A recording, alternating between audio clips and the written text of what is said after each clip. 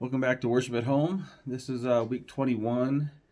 This week we talk with Brant Westbrook about the Holy Spirit, asking for the Holy Spirit daily, and the importance of prayer in making heavy decisions. God bless you.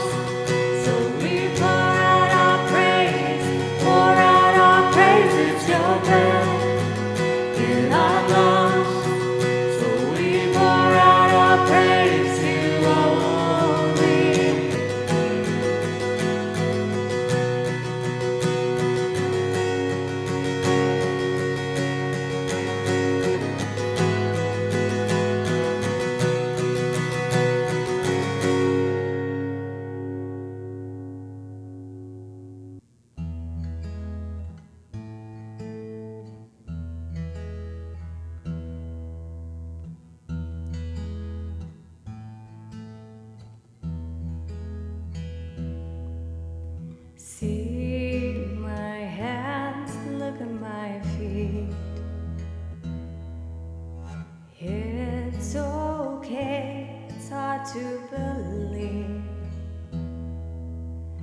I have faith that you will do greater things. It's my time to go, but before I leave, go tell the world about me. I was dead, but now I live. I've gotta go now for a little while, but goodbye's not the end.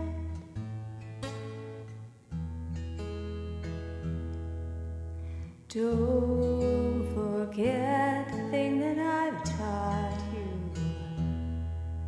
I've conquered death and I hold the key. Where I go, you will go to someday. There's much to do here before you leave. So go tell the world about me. I was dead, but now I live. I gotta go now for a little while, but goodbye's not the end of the journey, the end of the road.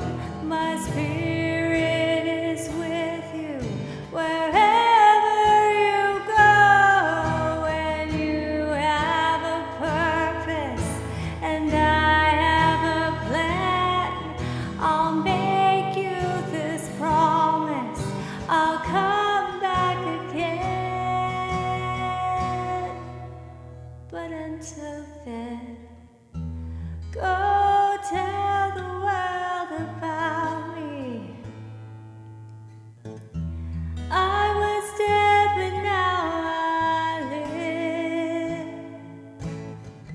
I've gotta go now for a little while, but goodbye's not the end.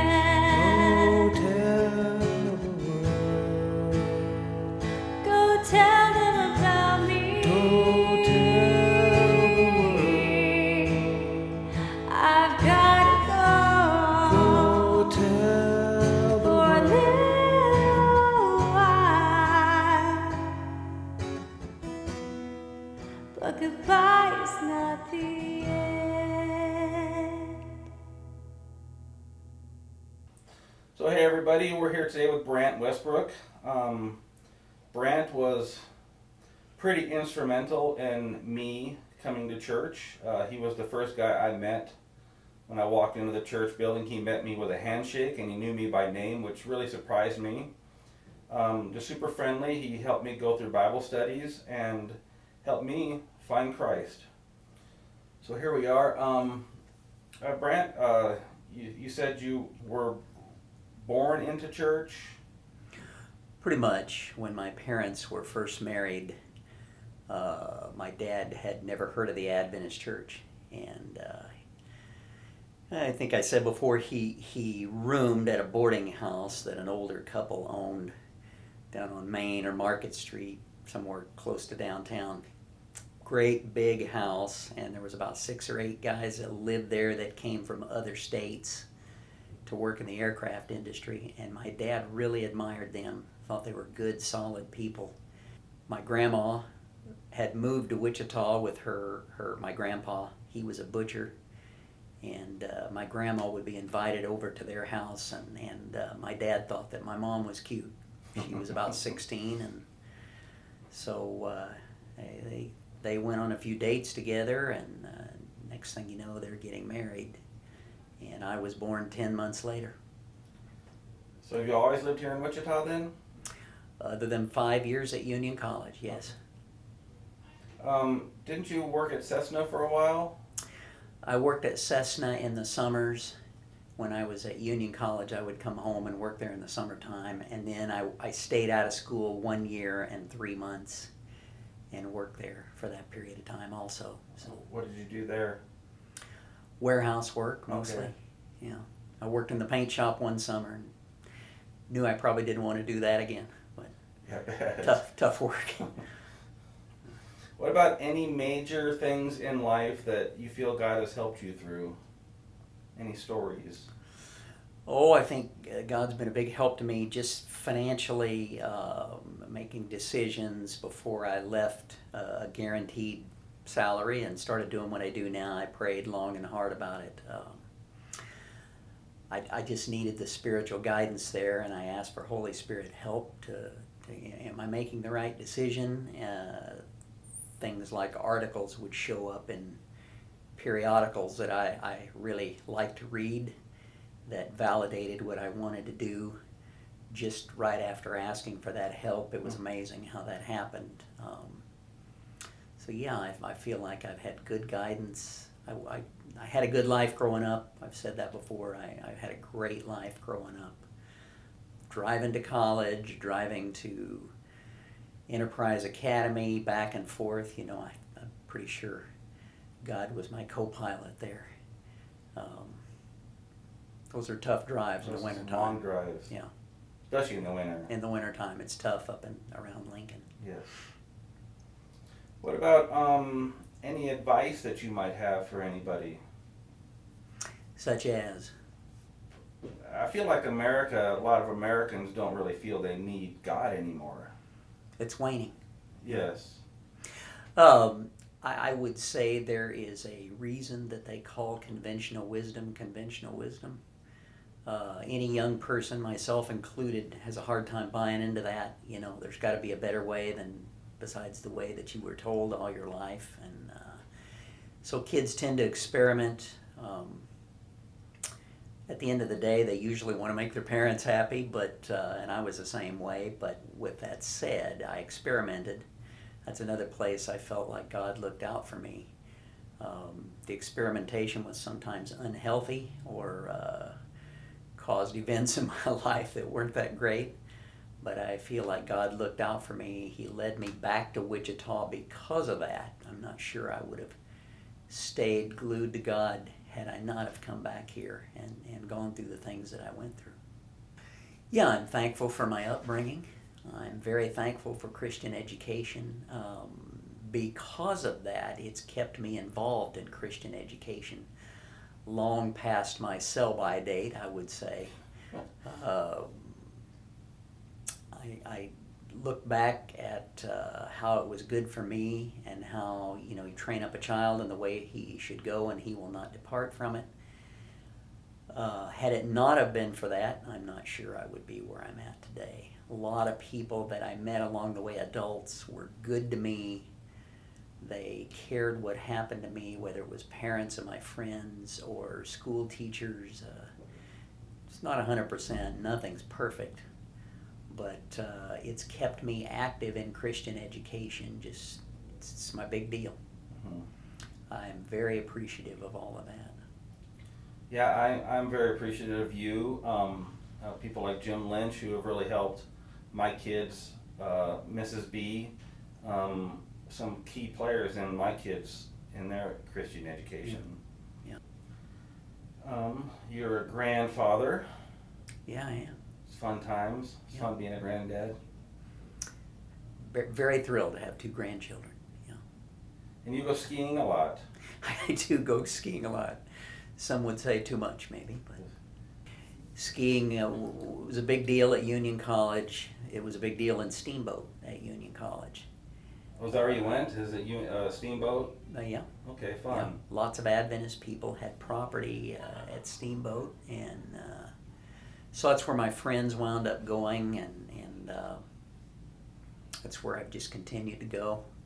Not without, I visited just about every resort in Colorado, but that's just where we bought property. Our friends have bought property, and we like to hang out with them, and still like to ski.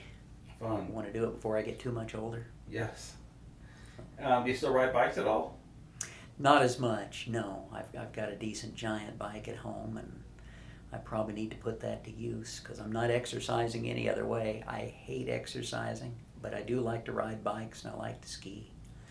The hard part nowadays, cycling, is all the texting and driving. That's scary. It is. Yeah. I got off the roads for that reason. I stay off the roads, yeah. I ride sidewalks, bike trails.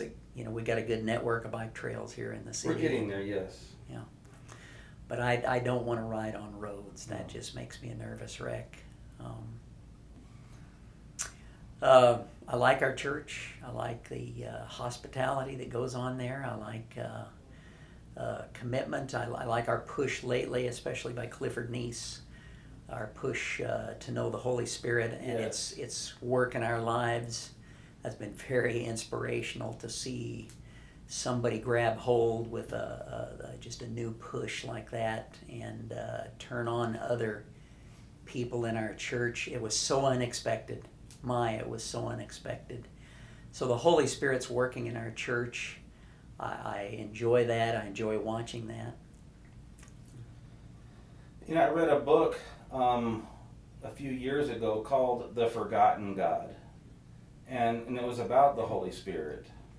And it was talking about how many Christians, we focus on God and we focus on Jesus, but we don't focus on the Holy Spirit and how important it is to ask daily. It's just as easy as asking. Yes. It is just as easy as asking. That prayer on page 110 in the Revival book, I don't know if you have read that. Yeah, I have. Yeah, that prayer, if you just ask some form of that prayer every day. It's been promised. To me, that is so important. And it helps you, having that Holy Spirit, helps you get through some pretty major things that still pop up, just even as Christians, maybe even more so as Christians, things don't go as planned and we have problems, we have trials and tribulations. If you have kids, there are curveballs thrown in your life. Yes. And I'm not sure there's any handbook on how to handle that. True. I love my kids. Yes. They just cause me great joy. But not all the time. Yes. Good and bad. Yeah. Well, Brant, thank you so much for sharing some time with me today. And again, I thank you for your leadership in our church and helping me find Christ in my life.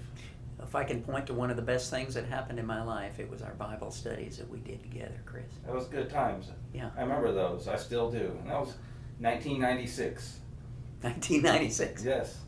I did not know it was that long ago, but yeah. And thanks for pointing that out. I appreciate it. Okay, well, thank you very much. You bet.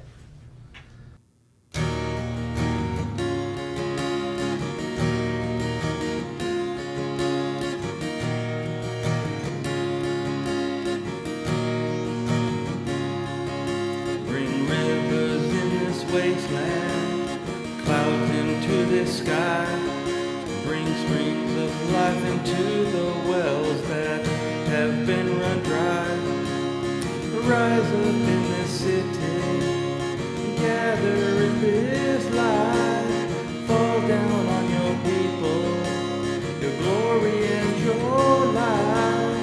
Rain, Lord, we thirst for water. Rain, we are desert land. Rain on your sons and daughters. Rain, bring your rain again.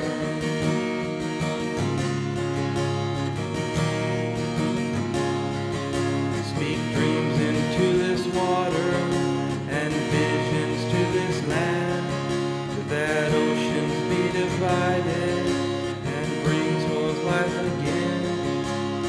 Rise up in this city, gather in this light, fall down on your people in glory and your light.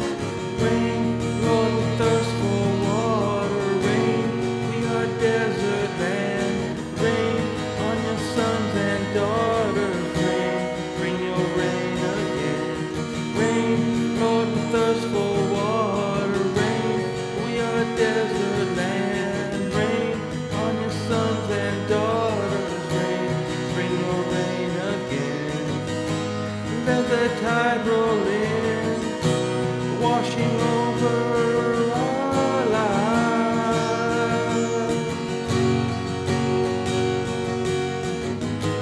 Let your water fall again.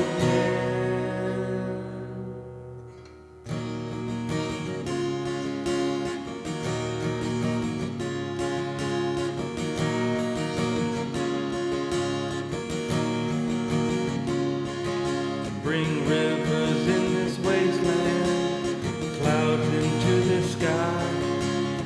Rain, Lord, we thirst for